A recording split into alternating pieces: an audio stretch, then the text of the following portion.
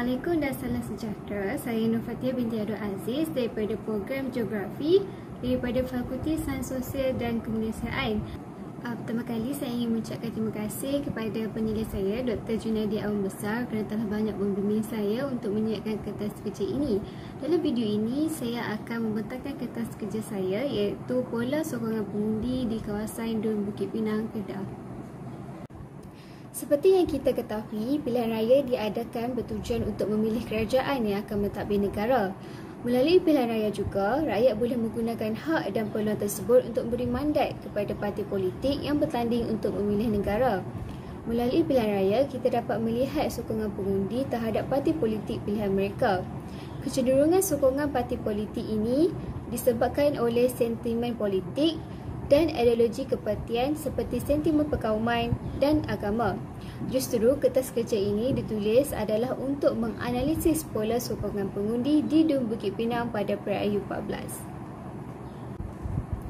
Sorotan literatur ataupun kajian lepas ini merangkumi kajian politik pilihan raya daripada luar negara, kajian politik pilihan raya daripada dalam negara dan kajian politik pilihan raya di negeri Kedah. Bagi kajian ini, metod yang digunakan adalah melalui kaedah persampilan data dan penganalisian data.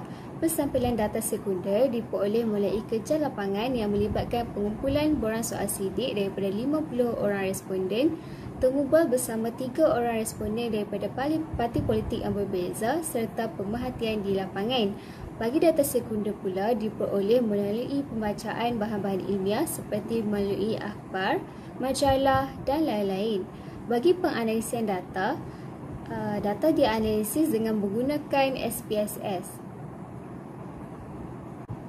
Seterusnya ialah kawasan kajian. Kawasan kajian yang dipilih adalah Dun Bukit Pinang yang terletak di dalam kawasan Parlimen Pokok Senar. Bukit Pinang merupakan sebuah pekan dan mukim yang terletak di daerah Kota Star, Kedah, Malaysia. Di Bukit Pinang terdapat 16 daerah mengundi yang terdiri daripada kawasan pekan, separa bandar dan luar bandar.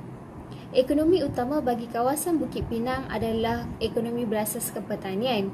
Antara pertanian yang dijalankan ialah pertanian sawah padi dan penanaman getah.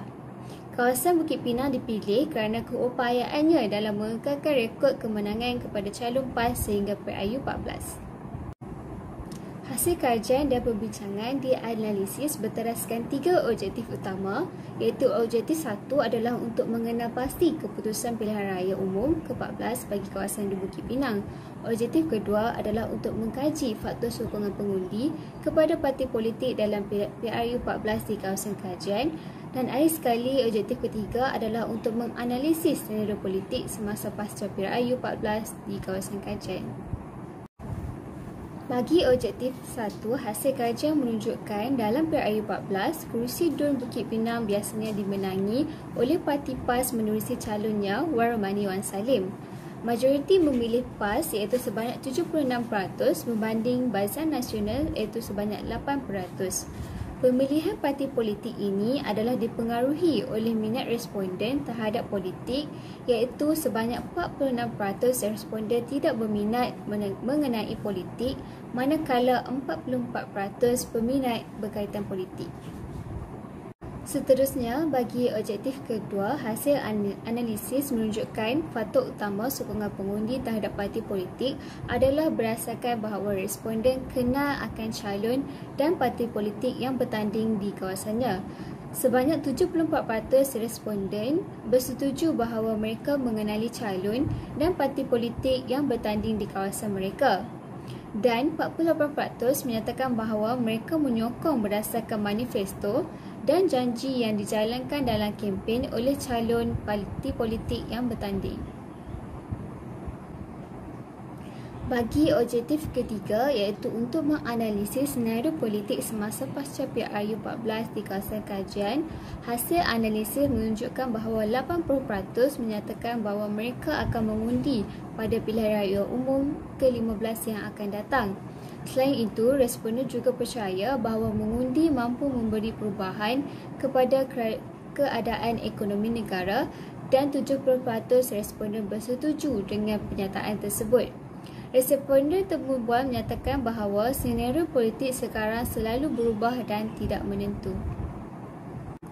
Akhir sekali, kesimpulan daripada kajian ini menjelaskan bahawa PRU 14 bagi Dun Bukit Pinang merupakan gambaran umum berkaitan pola pengundian di negara ini serta menjadi penanda aras awal terhadap senario politik semasa kepatian di Dun Bukit Pinang.